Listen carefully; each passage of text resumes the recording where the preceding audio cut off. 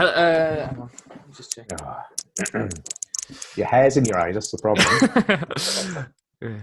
Right, hello everybody. Welcome to episode 4 of Show Us Your Kit. I'm joined by a Leeds fan, unfortunately, today, Liam Gregory, all the way from Welshpool. How are you over there? It's not Welshpool. Oh, sorry, mate. Newtown? Newtown. Sorry. You're going to have to edit that out now because the Newtown crew are going to go Both of them. mad. Yeah. So, first question, Liam. How did you come to be a Leeds fan despite living nowhere near Leeds? Well, I think it was just my dad, really. Dad always tells me about the time back in the 70s when we were in the FA Cup final. Tells me about watching that game at home on the television. I think there was a big link between Leeds and Scotland as well. And with my grandfather being Scottish, I think Leeds were the team to support back then. Yeah, there are quite a few Scottish players, didn't they? Billy Bremner, was he Scottish? Yeah. There must have been others. Yeah, there was a few. There's Peter Lorimer, Bremner. Yeah, there was a few of them. Yeah, okay. So you've been quite unfortunate, probably. You haven't seen Leeds be particularly successful. You were born when they won the league, though. The year they won the league. I've been alive once with us winning the league.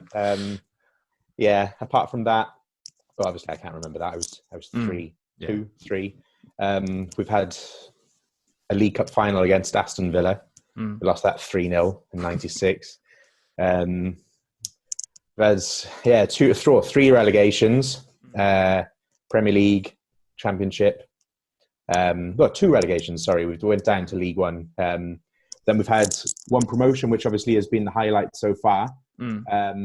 And then who knows? Next couple of weeks, another promotion maybe. Well, yeah. What do you think? Different way. What do you think is going to happen with that now? What's your gut telling you? I think either way, without sounding too big-headed, I think either way will be all right. I think if there's any average points, anything like that, if the season's just cancelled and stands as it is, obviously we'll be fine. We're top of the league. But then I think if they do decide to go back to playing the games, I think we'll have enough in the tank, I think, to last 9 games. What's the situation at the halfway point if they decided to do that? We're second behind West Brom. That's so again, I think I think we were something like 8 or 9 points clear of third place, so miles ahead. Yeah, good. Well, I do hope that Leeds get promoted. Like I've said for many years, they are a huge team. And I didn't really realise until I went to Elland Road 3 years ago now, it would have been for the Easter Monday game, when you see that they have to have a home coach park because there are so many fans that come from all over the country.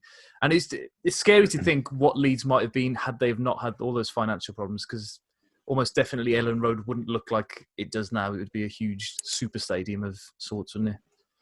I know. It's like looking back at the like the Champions League campaign videos and things. You just look at that team that we had, and like the age of that team as well. It was so young, and I think if we could have just carried on with that team, then who knows where we could have gone. I think there was the season we were in the Champions League, the 2000-2001 season. I think it went down to 2 or 3 points that we missed out on Champions League football again, and I think obviously that's the reason why we're in the position we are now. But as you say, who knows? It could have been a super stadium. It could have been multi-million pound signings. But yeah. Well, it's coming. It's coming. Bielsa's the man. It is coming. Yeah. Right. So let's start off then. What I ask everybody first of all is to show me their favourite kit of their own club. So I can see there's quite a number of Leeds shirts behind you, but what's your favourite one that you've chosen? Well, I've got 3 of them. 1 shirt for memories. I think 1 shirt just for the design of the shirt, and then there's one a little bit more recently. If I start with the this one here, this isn't my shirt. This is my dad's shirt. I did have a look around, but it must be in the loft somewhere. But this is the shirt that we wore in the Champions League campaign. And I think for over my lifetime, I think this is the shirt that gives me the best memories of the club. And I look at the players who wore it, like Mark Viduka, Harry Kewell, Rio Ferdinand, Lee Bowyer, those sort of players. That was the team from my lifetime, really. So there's a lot of happy memories with this shirt. I think style-wise as well, I think we couldn't go wrong with this. It's just plain white, no daft lines down the middle, no no other colours on it. There's no bright pink anywhere. So I think, this was kind of the ultimate shirt Classic, from my lifetime, I think. Yeah. Are you still allowed to put alcohol as a sponsor on shirts nowadays, or has that changed? I'm not too sure. I don't know. We had, when we went down to, was it League One or the Championship? I can't remember which one. We had White and Mackay on the shirt. That was one of them. You don't see them anymore. Tends to be betting is the in thing now. Yeah, there's a lot of betting, but it's just quite nice and simple, isn't it? Well, as soon as you brought it up, I thought of Mark Viduka and that 4-3 game against Liverpool. That's it. Yeah, great. What's the next one then? That fancy one in the background. Yeah. Hang on, my headphones are going everywhere now. Let me just pick it up. So this one, from research, I don't think this one was worn too much. I wonder this is 1993. They don't make them like this anymore, do they? It's like a Magic Eye poster. It is. This is an original one. I think this was, again, one of Dad's ones from that era in 1993. Looking on the internet, the only game that I can see us wearing it was at the new camp against Stuttgart, which is a story for another time. But I quite like it. We had a yellow version where obviously it was yellow here and then blue. I don't know how to describe this. Just like it's almost like a late 90s computer graphic, isn't it? But yeah. Again, it's just. I picked this one because you just don't see kits like this anymore, do you? You look at the patterns and you look at the simplicity of like the badge, and I do like the old Leeds badge. That's the badge that I would like to return. The old white rose. Nice, interesting that the sponsor and kit maker both identical. It is. I don't know the reason behind that one, but yeah, that's funny.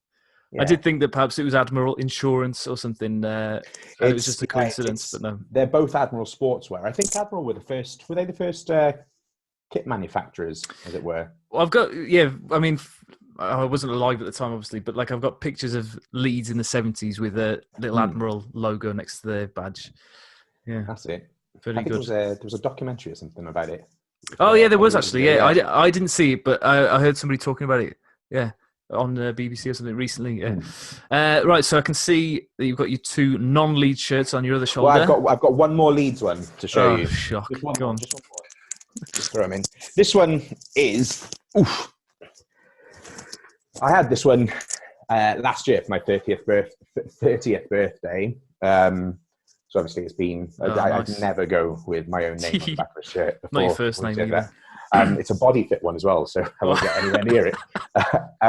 But this was the team that comes so close to getting promotion. So there's a few obviously mixed emotions with this one. But apart from one or two additions this season, I think this is the squad that is going to take us back up to the Premier League. So this is since the Champions League campaign, I think this is my favourite squad that we've had. So it's a little bit more meaning behind it.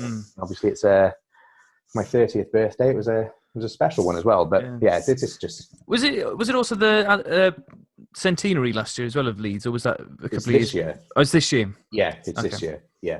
Okay, nearly so close. Very close. So we've both got a shirt that's been signed by Barry Douglas. Then that's nice. Yeah, you have. Yeah, there he is. He puts his squad number down there as well, just to make sure. Yeah. What do you make it? Well, let's just touch on the former Wolves players that you've got then, Costa and Douglas. How have they been for you this season? Yeah, I'll start with Douglas. I think if he was fit, if he stayed fit, I think you wouldn't look past anybody else as left back. I just don't think he certainly hasn't hit the heights of his form at Wolves at all. It's a bit disappointing, really. When he first came, I think it was his first game. We played Stoke at home and we beat them 3-0. I think he definitely set the third goal up, but I can't remember if he set another one up. But just from then, you thought like it was a corner as well, and I thought that we could really push on and have somebody who's like a set piece expert in the team, scoring goals from set pieces, and especially the amount of assists he provided you when you went up. I thought it was brilliant. And he had a few injuries, and then he did a bit of a poor run of form and out of the team. And now we've got Stuart Dallas playing left back. We've had Alioski playing left back. And I just think they offer a little bit more in the team. Yeah, it's a shame. We were all really gutted when Douglas left, and we thought that he was going to be a part of our Premier League team. But then we haven't missed him at all. Really, he's not quite as athletic as like Johnny that we've got now, and Vinagre, who is able to get up and down all the time.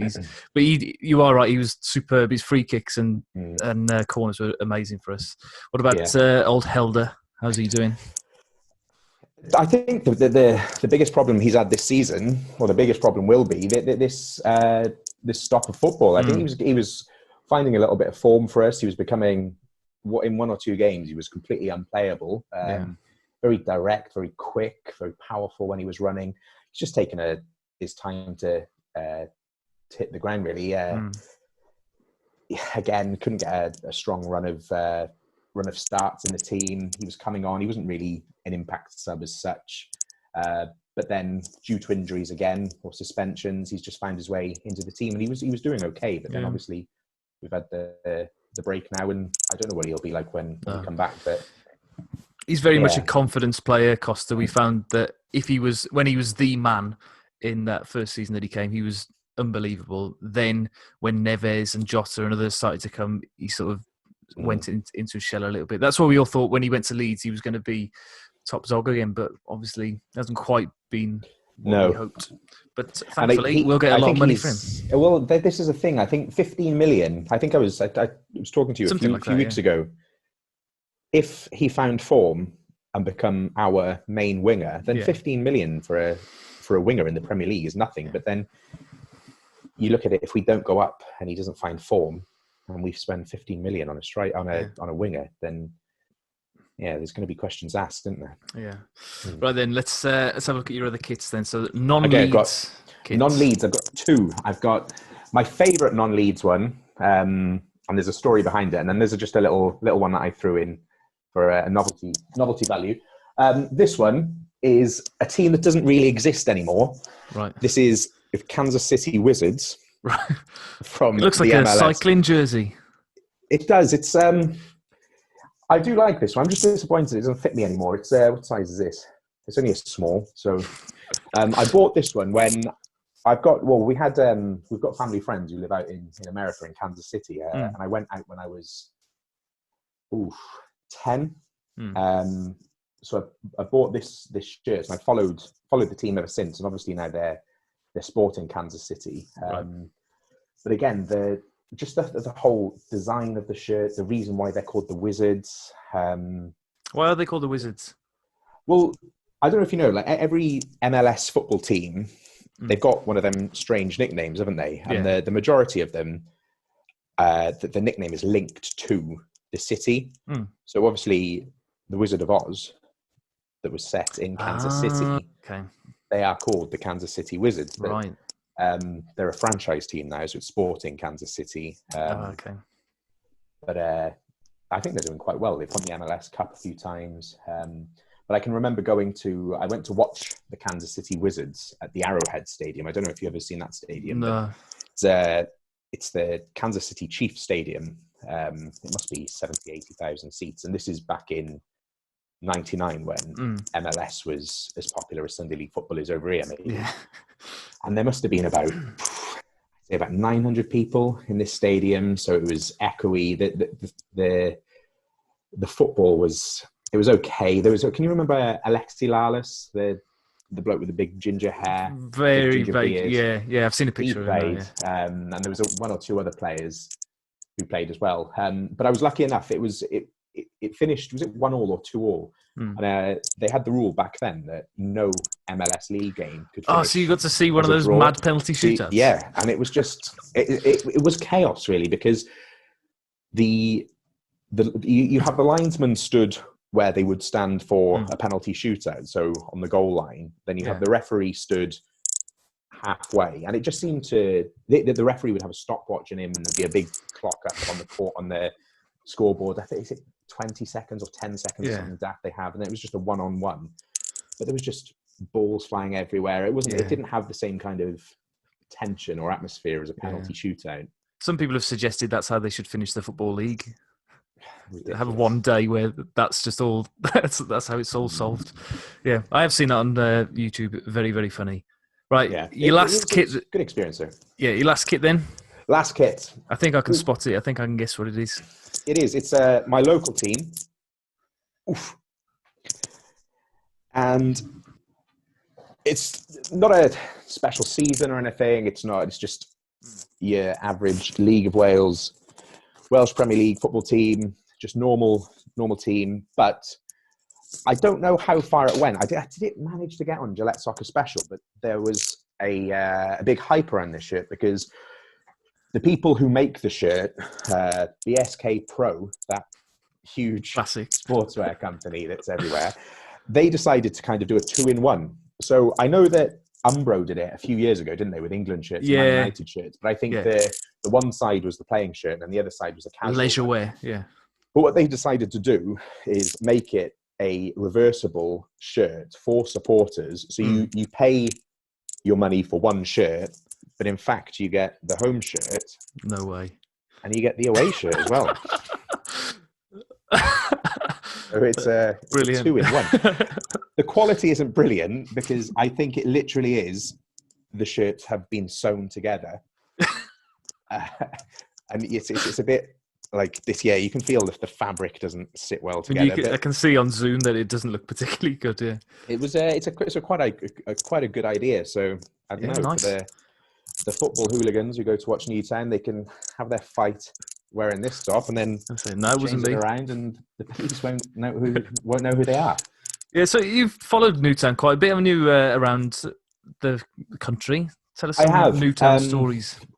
Newtown stories. You've seen them in the Europa League, haven't you? I've seen them play 3 times in the Europa League. They played back in 96 and 98, something like that. I've got the tickets in the other room there. But they played Wisla Krakow in one game. They lost both games, went out. Then it was either Wisla Krakow or Skonto Riga. Right. They're the 2 teams they played. I can't remember which way around it was, but then they lost both times there. And then more recently, they won the new format. They won the playoffs, which meant that they went again to the Europa League now. And they played Valletta, who were based in Malta. Right. And I think Valletta were quite happy with the draw. Thought they'd go through. And Newtown beat them home and away. So they went to the next round. So the next round was Copenhagen. Oh, man. So they managed to play Copenhagen here, and then they played out in, is it the Teleparken Stadium in Copenhagen? It's a big ground. Yeah, I don't know sure what it's called. But it's the stories that have come from that. Unfortunately, I was on holiday for the both legs for the Copenhagen game. Like, obviously, you don't expect Newtown to go through or anything, but I've got a friend who plays for Newtown, and he said that it was about 10 minutes in to the game out in Copenhagen. Newtown had a free kick, and he is a free kick taker, and it was quite a good position right in front of the goal. Yeah. And the stand behind the goal was quite full of ultras and stuff. So he took the free kick, and he said it ended up going well over the bar. He said the noise that come from the cheer. He said it was crazy. But there's been some. Yeah, that's what I like about the Welsh Premier League is that they are your mates, aren't they? Who is in the team. When we used to go down to Carmarthen all the time, it was just mad. And you remember the ultras that we had from the drama course? Used to sing about Julian Alsop. That's it, running behind the goals for the penalties and stuff. Crackers. Absolutely crackers. It's especially when I was younger, when obviously getting to Leeds was a bit trickier. We used to go all over the place. Went north, south, Wales, pretty much every weekend or every other weekend with Dad on the bus, and you'd have the players and the fans on the same bus, and it'd be a good crowd. There'd be a solid 30, 40 people who'd go down, and it was quite good. Especially Newtown were quite a good team when I was younger. They had a few players who went on to do bigger things. A bit before my time, there was a player called Mark Williams who I think he went on to captain Northern Ireland. There was a player who went on to play for West Brom, Gareth Hamner, I think his name was. That's a shame. A few players who went to play for Shrewsbury. But yeah, back then it was really good, but obviously I don't go as much. No. As I it's a shame, the Welsh Premier League, because the last game I went to was Aberystwyth against TNS back in August, which finished 10-1 to TNS, because they just have all the funding, don't they, from the Europa League every year or Champions League that they get into every year. It's just madness how it's not shared out more equally in the Welsh Premier League. No, it's not good. I suppose the amount of money that the TNS chairman or owner has pumped in to them over the years, I dread to think. I know that they just run off Champions League money now, and like the contracts that their players are rumoured to be on, like they wouldn't be out of place in like League One, League Two, and just the gap is getting bigger and bigger. There's like, obviously you get some teams who will just fight for the first half of the season to get that sixth place. Yeah. So they're in the championship playoffs, so they don't go down, and then they get rid of those players or get rid of the higher earners, and they just become the whipping boys for the second half of the season. And then you get some teams who are coming up, and they're there because they've got themselves the license. I know now that they've only just the FA have just given out the licenses now for next season. I was looking on Twitter. There's one team, Prestatyn, who are running away with the league, the Welsh version of the championship for the North. Yeah. They're running away with it. I don't know if it's 16, 17 points clear, but they haven't got a license because they haven't got planning permission for a TV gantry. So you're running away from the league with the league, and you haven't got a TV gantry that's going to be used. It's ridiculous, isn't it? Yeah. But I do remember when we used to follow Carmarthen, that like Carmarthen would be bottom of the league, but then Neath, who were in third place, would be relegated because of match fixing or mental stuff like that all the time, wouldn't it? And they just come from nowhere. Like you had Neath, who I didn't even realise had a football team. I thought they were just rugby down there. And then they come into the Welsh Premier League and they've got like Lee Trundle playing for them, and just absolute crazy. They had Kevin Cooper as well, who used to play for Wolves. But we're going to move on to the next stage of our conversation, which is going to be some clips that you've sent me. So we'll talk over them because there will be no sound over this. But the first one you've sent me is, well, I love it already just by the title, Leeds Tough Football in the 70s. So why have you chosen this? And, well, just talk us through Leeds in the 70s. Well, yeah, I did do a quick YouTube search for similar type of videos, and I found this one. Obviously, recently we've had the sad news of Norman Hunter passing away, and because you see the YouTube videos and the Twitter videos, and then you get the older generation talking about the 70s and things like that, and I just almost become obsessed with it, just watching clips of the way football was. And it was just the whole culture of football back then was just worlds apart compared to what it is now. Like you got the kits, like how simple the kits were. Everyone's in black boots. You've got the stands are packed and there's no thought to health and safety there. Everyone's standing. The pitches, you wouldn't dream of playing a game of Sunday League football on some of those pitches now, and then you just see some of the tackles going. Like I'm watching some of them there, and like that's Gordon McQueen getting sent off for punching. Look at it, like he just turns around and just punches him in the face. Imagine how like what can you imagine now if I don't know, say Patrick Bamford turns around and did that. Yeah, but just looking at the number 9 and number 8 there, who's that for? Derby. They just look so much older than they actually are. They'd only be 27 or 28 when they're those two, but they look like they're about 50. That's working man's game. This was a fight between Franny Lee and Norman Hunter. So something had just kicked off then. I think Norman Hunter had punched Franny Lee, and then Franny Lee had returned the favour to him as well. And that's them two walking off now. Then a little bit later on in this clip is just one of the craziest things I've ever seen. Like you watch the players react now. They're when they see. It's now when they look over when they see what's going on. You think if that happens today, watch this now. You watch. Like look at this. It's just one big pile. And there's a really good photo. I've seen it knocking about on like eBay and stuff like that. And it was a a photographer who's obviously stood right on the sideline who got that big pile in as a photo. It's really good. Yeah, just the whole culture of 70s football, not just Leeds, just the kits, the hairstyles, the pitches, the terraces. I just love that era of football, and obviously never got to see it, but I'd love just to be able to experience it for one day. That would have been. Would that have been Clough against Revy, that last game there, the 1975? Where was Clough then at that point? Ooh.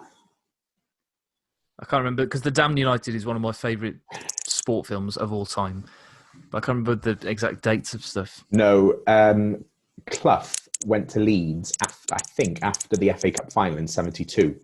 Oh, that early? Was it because I think we had just... Had we just won? I think we just won. Yeah, we'd obviously just won the FA Cup in 72, and I think he was there for the Charity Shield game. Yeah, that's his first game with the Keegan, Bremner, especially Keegan. Yeah. So I think it is that one. So we just were. I think that was 73. So he was. I think he was at Derby before, wasn't he? He was Derby before Leeds. Yeah, it was in the late 60s, I think. Yeah. So this is your second clip then. Leeds against Southampton. Parenthesis, proper football. So why is it proper football?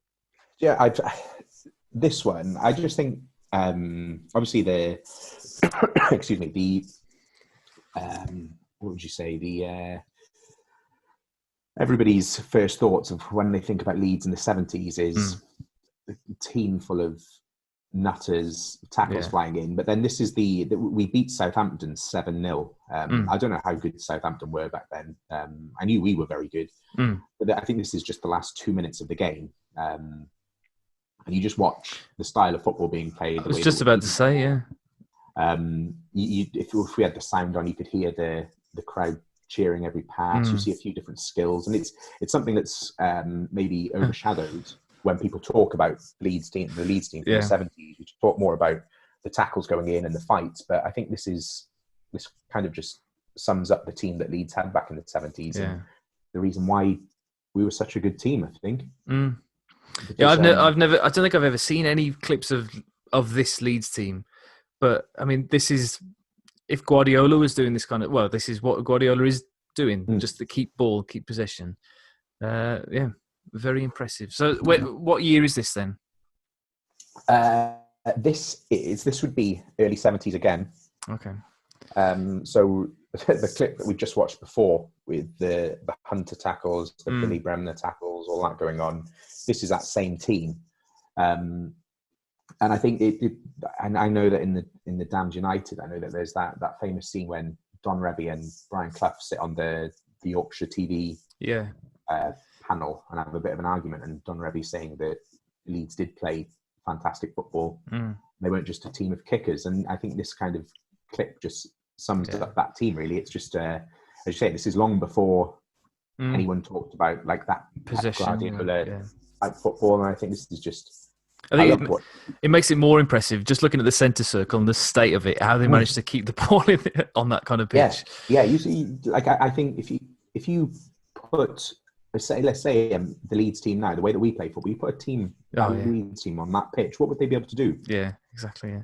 And like these modern day teams, 7-0, these modern day teams who are like Man City, like Barcelona, they're playing on carpets every week.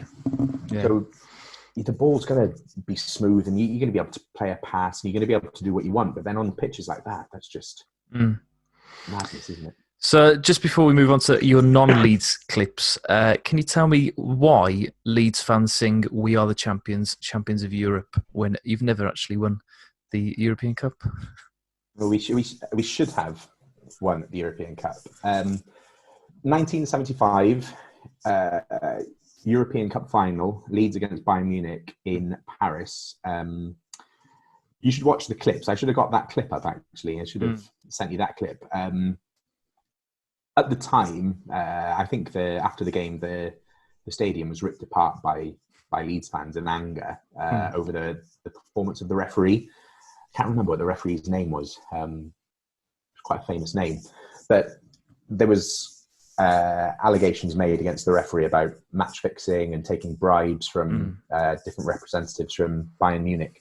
And then years later, this is going back maybe 10, 15 years ago, it came out that he had actually taken some bribes from, so I don't know whether it was directors or players or coaches or anything. So I think that song's come about because we scored goal. I think we scored to go 1-0 up, I think. Either 1-0 up or to go to equalise or something. But it was obvious. We outplayed them. I think there's I've watched video clips of the players talking about it, how the Bayern Munich team did a lap of honour at the end, and there was all the French football fans who were there were just booing them off and didn't want to know. So I think that's where that song's come from. Is 1975. Yeah. We were robbed out of the European Cup. I will have to check that then. You will have to check. Yeah. Just we should have a little star above our badge now, but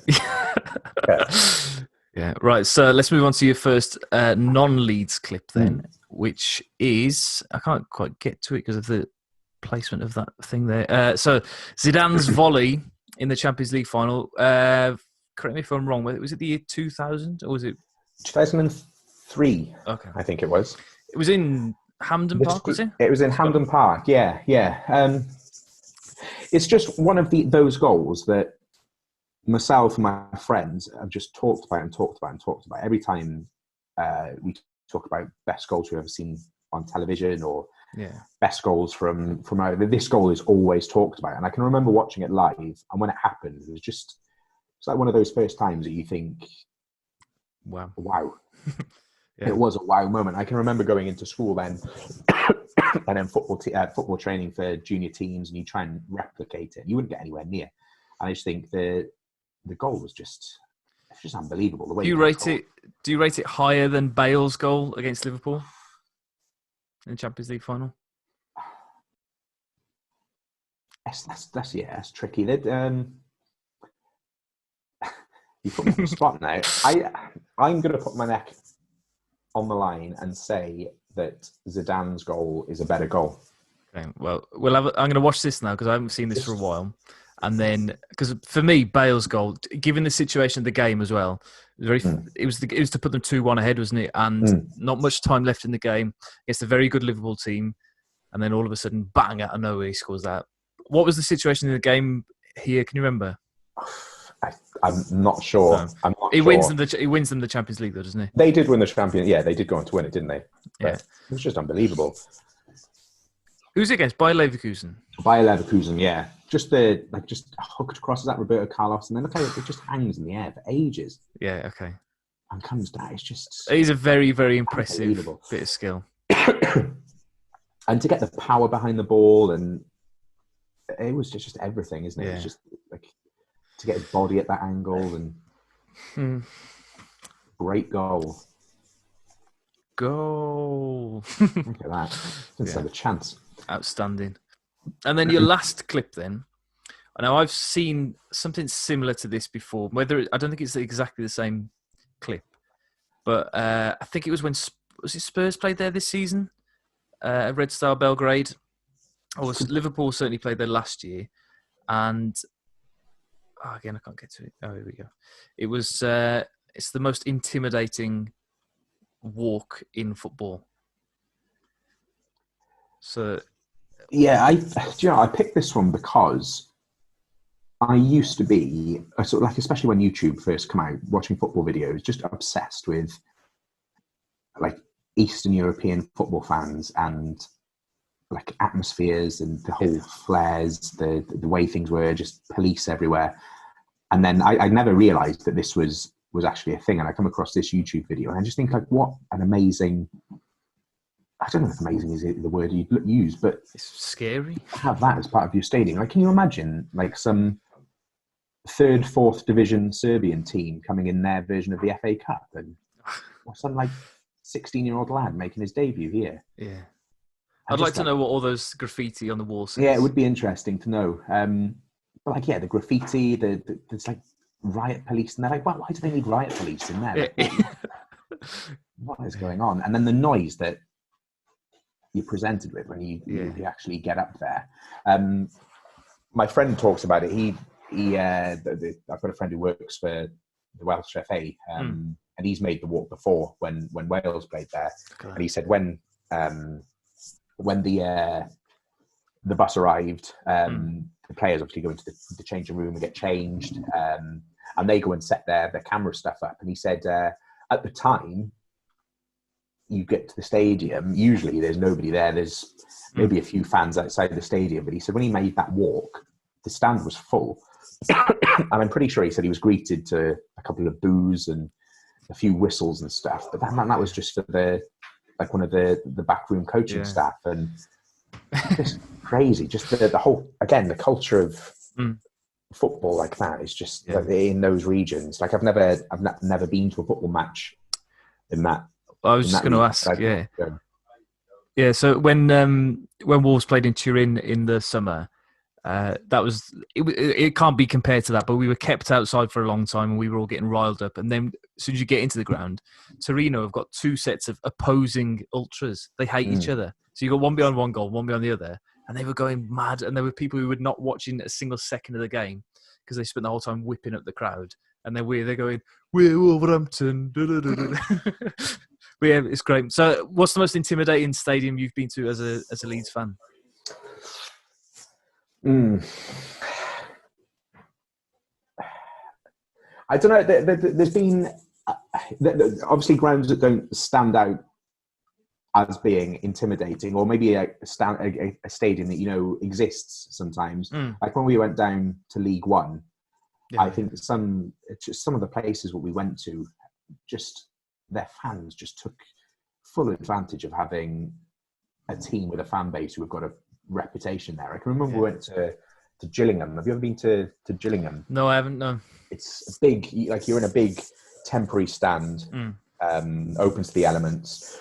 But to get there, you just go down one road. It's just a small terraced road that you go down. So there's one way in, one way out. So before the game, we went there. You get in fine. You're walking past like terraced houses, just little old women looking out the windows at you, and I'm not prepared for, say, 2,000 Leeds fans walking down. But then I think Gillingham ended up beating us. And on the way out, you come down. It was like a scene from Green Street. You come out the stadium and you've got to go right down this road again. Yeah. And just from either side, it was maybe 200 yards down the road, is this T-junction. And from either side, you've got 40, 50 of the hardest Gillingham fans that you could probably pick out. Just come around the corner and just charge down towards the fans. And I was 18, so I hadn't seen much football hooliganism in my time. So I can remember kind of just stopping and thinking, right, what happens now? What, the police come, or what happens? And there was just so many like older fans who have obviously been through those days, just running through gardens, jumping over cars. And there was a bit of a punch up there, but I think that's probably the closest I've ever got to trouble at football. But then, like, different stadiums I've been to then, like, obviously the larger stadiums, like, after going a few seasons in League One, to go to the Emirates Stadium, for example, like, it's far from intimidating, but the whole, like, the size of the place, the size and the amount of people there, I'd say that's quite intimidating, but obviously not atmosphere-wise. No, like, I think for me, the most intimidating one is Villa Park, because they ram you in that little corner. Yeah. And then you've got whenever there's a more so I think with us because it's local derby as well, but they're so loud when they are doing well, when they open their whole ground, etc. That's another one recently been to is Forest's ground as well. That's another similar one, because you've got fans to the left, fans to the right, and you've got the fans above you as well. Yeah. And that was, I've only ever been there once, and all I can remember is that it was the drunkest Wolves fans I've ever known, because it's not too far away. They'd all gone like at 10 o'clock in the morning and then just drank until 5, 6 o'clock. Carnage. Right, the final section of the show then, Liam. Your mystery piece of memorabilia. What have you got? I've got two for you. I've got... I saw in your text it said Leeds or non-Leeds, so I thought I'd go both. Okay. So, do you want the Leeds or non-Leeds first? We'll go Leeds first. Yeah. Okay, we'll go Leeds. Okay, so this is my favourite piece of current Leeds memorabilia. that I have from current season. It'd probably be my all-time favourite one come the end of the season. And it's my signed photograph or drawing of nice. Marcelo Bielsa. Did he do that So himself? he did it himself. He did it for me. So the artist, I'll plug her, is Gabrielle Wood Art. She's on Twitter. Very talented artist. So I bought the signed picture first of all, and then it was a couple of weeks later. My brother and I drove up to Leeds to watch one game, and I thought I'll take this because they changed the way that the team go into the ground now. So they go down this walkway. It's not quite Man City. Yeah. You get the picture. And we'd realised that all of the players are usually headphones on, hats pulled down, don't really say much. But then Bielsa would stop and he'd say hello and he'd hand out sweets, which was quite strange and things like that. So I thought I'd take this, see if I can get it signed. And yeah, just held it out and he signed that. And it's probably the first time that I've been in awe of somebody related to Leeds since Mark Viduka, something like that. Because, between them, we've had like your Malcolm Christie's and your Andy Robinsons and stuff like that. And you just think, it could be me playing there. But then just to be that close to a manager who's probably going to go down in history as one of the all-time great managers from us. But for us, well, and then the manager in world football in general. Yeah. So I thought it was quite nice. Got it framed. Yeah. So Leeds memorabilia. This is probably my favourite piece that I've got. Lovely. Unless he doesn't get us up and walk out, chuck it in the bin, and then it'll be in the bin. But great. Yeah. And your last piece? The last piece is a 3-in-1 piece, and I've only just recently spoken to you about this. Larry and I had planned to go to London. This was, let me see the date of the ticket, 2018, May 2018, half term. We went down to London just for a few days, just to see the sights and sounds of the big city. And a bit of research, I realised that there was a tournament on, the Knifa World Cup. Right. So the Confederation of Independent Football Associations. And basically, it's just tiny little nations. We're nowhere near big enough. They are real places. They are real places, but they just don't qualify for a number of reasons to be affiliated with FIFA. So they've got their own little tournament. I think there's maybe 16 teams who take part. Okay. So I thought it'd be quite good to go and see a team. So I thought I'd do my research, see who I want to go and watch. And there's teams from across the world playing in, but there was one team that kind of stood out to me to go and watch, a team called Matabeleland. It's a little region in Zimbabwe, I think it is.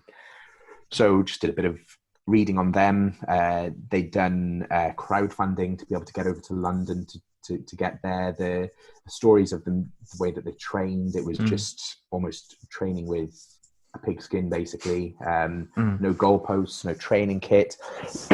And obviously through the funding, they were able to get over to London. And then I think that they lost, I think, pretty much every game. They weren't great, but you could see that they were just there for the experience. I don't think they'd ever been out of maybe their towns or their villages or wherever they've come from. So to be in London to play this football tournament, their shirt is one of the strangest things I've ever seen. So this is their shirt. That is like one of those like Maasai capes almost. The same kind of pattern. It is. It's really a nice shirt. So yeah, this shirt was given to me by somebody. I don't know who he was. he was part of that Not a big team. name.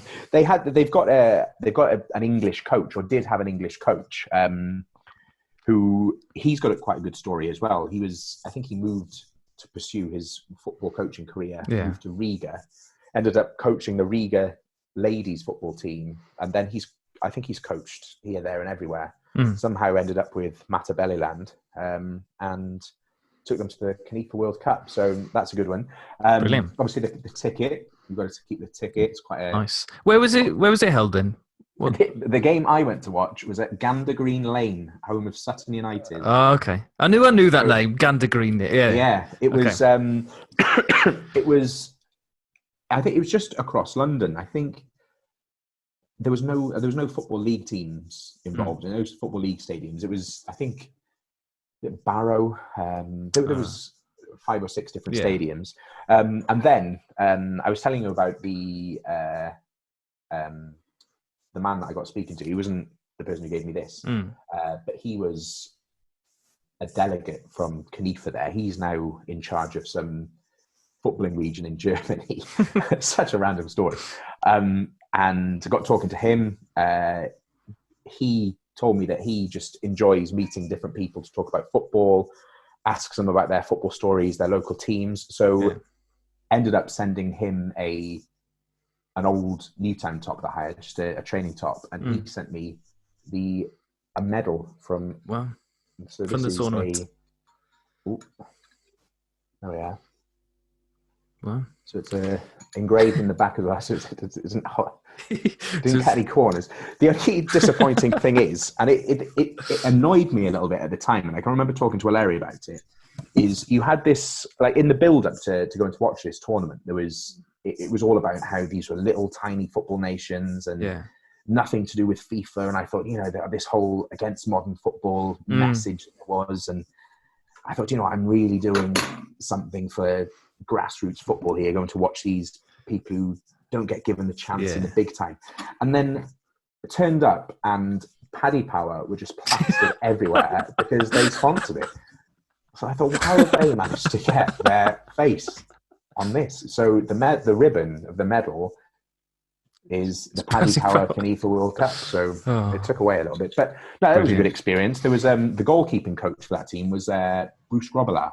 Oh, yeah. I remember you showing me the video. Yeah. And they played, that game, they played a team called Padania. I think I'm pronouncing that right. They're from Italy. They were a really good team. The standard was from Matabele land. They'd struggle local leagues. But I think this Padania team, they'd probably hold their own in the top end of the national leagues, non-league, nice. Well, some fantastic stories there, Liam. Very enjoyable. And well, you haven't got anything to plug, have you? Usually when I get somebody in here, they've got a YouTube channel that they want to tell everybody about, but you just... No, you've got a Twitter, haven't you? At real Liam Gregory without any vowels, so I can't get found out by any of my pupils. So give me a follow for great football content. So, well, Liam, it was your idea, really. Your conversation about all that stuff last week that gave me the idea for this little series. So thank you very much for providing that inspiration, and hopefully people are enjoying all these videos that are going up at the moment. But for now, I'll see you all in the next couple of days when I put another video up. Don't forget to subscribe to the channel and check it out on Spotify and iTunes as well. And I'll be back very, very soon. Thank you very much, Liam. See you all again. Bye.